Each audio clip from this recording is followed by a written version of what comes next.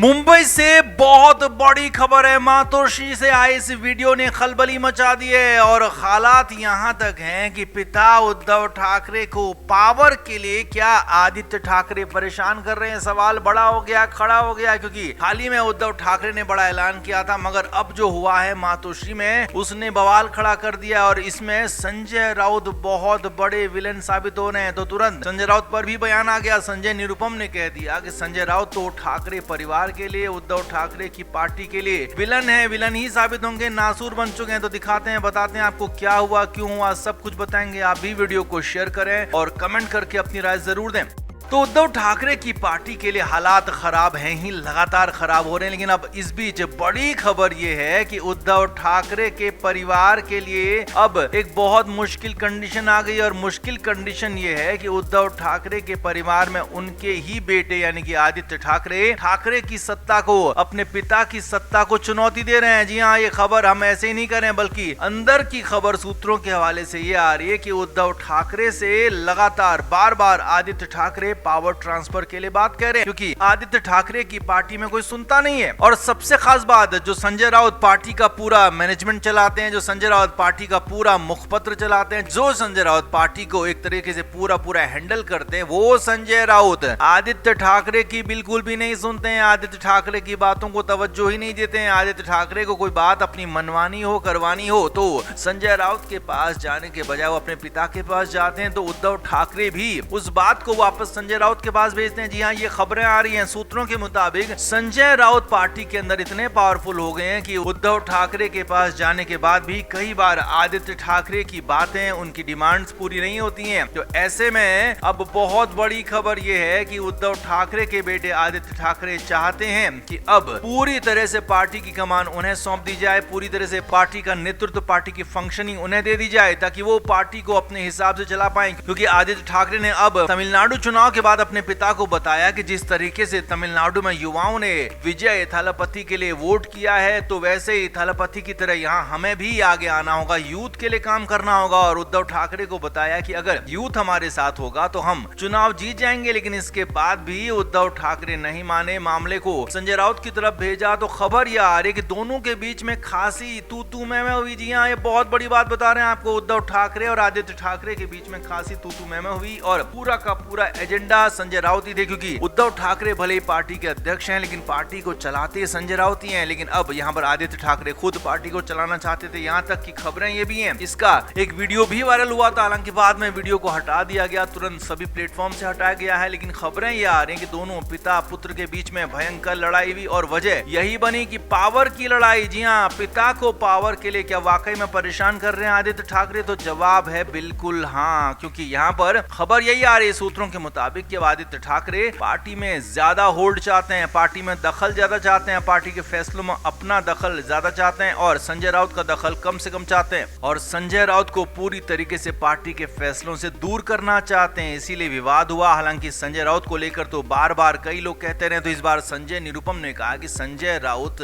उद्धव ठाकरे की पार्टी को निपटा कर ही मानेंगे, वो उनके लिए नासूर बन चुके। तो आप इस पर क्या कहेंगे? आप भी कमेंट करके जरूर बताएं कि क्या उद्धव ठाकरे को अब वक्त आ गया कि आदित्य ठाकरे को पार्टी की कमान सौंप देनी चाहिए? जिस तरह से तमिलनाडु में थालापति विजय ने जीत दर्ज की है, क्या उसी तरीके से आदित्य ठाकरे भी यहाँ करिश्मा कर पाएंगे महाराष्ट्र में? कमेंट करके आप जरूर बताएं और वीडियो को शेयर भी करें।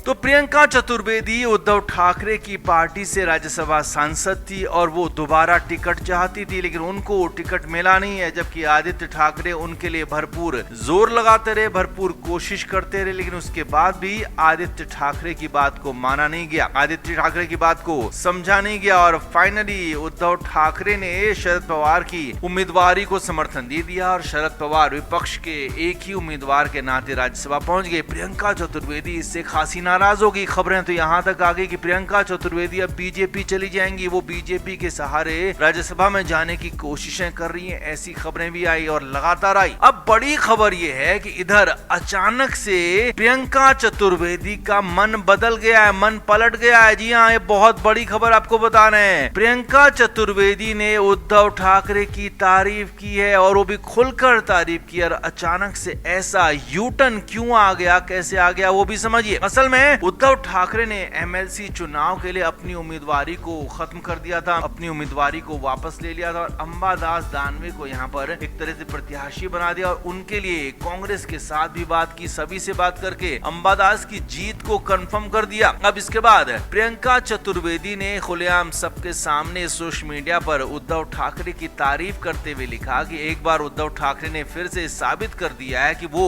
किसी लालच में नहीं पड़ते हैं और बिना लाग लपेट, बिना लालच के पद का त्याग कर देते हैं और इस बार भी यही हुआ है। खुद के लिए उन्होंने कुछ नहीं रखा और दूसरों को दे दिया है। और 2019 के चुनाव में जब वो मुख्यमंत्री बने उसके बाद जब बारी आई, विधायकों ने साथ नहीं दिया तो तुरंत खुद विधायकी छोड़ दी और यहाँ तक कि मुख्यमंत्री आवास भी तुरंत का तुरंत खाली कर दिया। अब प्रियंका चतुर्वेदी अचानक से ऐसे ही यूं ही उद्धव ठाकरे की तारीफ नहीं कर रही है, बल्कि इसके पीछे की भी कहानी है, अंदर की बात है, अंदर की कहानी है। जी हाँ, बहुत बड़ी बात आपको बता रहे हैं। खबर यह है कि प्रियंका चतुर्वेदी के साथ पहले तो आदित्य ठाकरे लगातार बातचीत कर रहे थे, लगातार कोशिश में थे कि कैसे भी प्रियंका को मनाया जाए, क्योंकि प्रियंका अगर पार्टी छोड़ती तो यहाँ पर सबसे खराब इम्पैक्ट आदित्य ठाकरे का ही जाता, क्योंकि प्रियंका आदित्य के ही करीब मानी जाती हैं। और संजय राउत गुट ने भरपूर कोशिश की थी कि आदित्य ठाकरे को प्रियंका के बहाने लपेटा जाए और यहाँ पर डिरेल किया जाए, लेकिन आदित्य ठाकरे कोशिश करते रहे और इधर प्रियंका चतुर्वेदी दूसरी तरफ बीजेपी में जाने की कोशिश तो कर रही थी लेकिन वो फंस गई। जी हाँ, खबर यही है अंदर खाने की कि प्रियंका चतुर्वेदी की बीजेपी के साथ फाइनली फिलहाल डील नहीं हो पाई है, यानी कि फिलहाल वो कहीं नहीं जा रही हैं। फिलहाल वो उद्धव ठाकरे की पार्टी में ही रहेंगी। फिलहाल उनकी कहीं और कुछ डील हुई नहीं है, फिलहाल उद्धव ठाकरे के साथ ही डील हुई है, उद्धव ठाकरे की पार्टी के साथ ही डील हो गई और उद्धव ठाकरे से मिलने का वक्त भी मांग लिया है। जी हाँ, बीच में जो उद्धव ठाकरे की मीटिंग में प्रियंका ने तेवर दिखाए थे, तो अब उन तेवरों को लेकर हो सकता है वो माफी मांगा या हो सकता है उन तेवरों पर भी वो बैकफुट में आए। लेकिन हाँ, फिलहाल कंफर्म खबर, बड़ी खबर यह है कि प्रियंका चतुर्वेदी की तो अंदर खाने बीजेपी के साथ डीलिंग की बातें आ रही थी, वो फिलहाल खारिज हो गई, वो बात बन नहीं पाई और इसीलिए प्रियंका चतुर्वेदी अब फिर से उद्धव ठाकरे की तारीफें करने लगी और इसमें बड़ा रोल आदित्य ठाकरे का है, जो कि लगातार प्रियंका को मना रहे थे, समझा रहे थे। दोनों के बीच में काफी करीबी मानी जाती है और दोनों एक दूसरे को सियासी तौर पर खासा समर्थन भी करते हैं। तो ऐसे में प्रियंका चतुर्वेदी की इस यूटर्न में आदित्य ठाकरे का भी बड़ा रोल माना जा रहा है। तो आप इस पर क्या कहेंगे, आप भी कमेंट करके जरूर से जरूर बताएं, वीडियो को शेयर भी करें।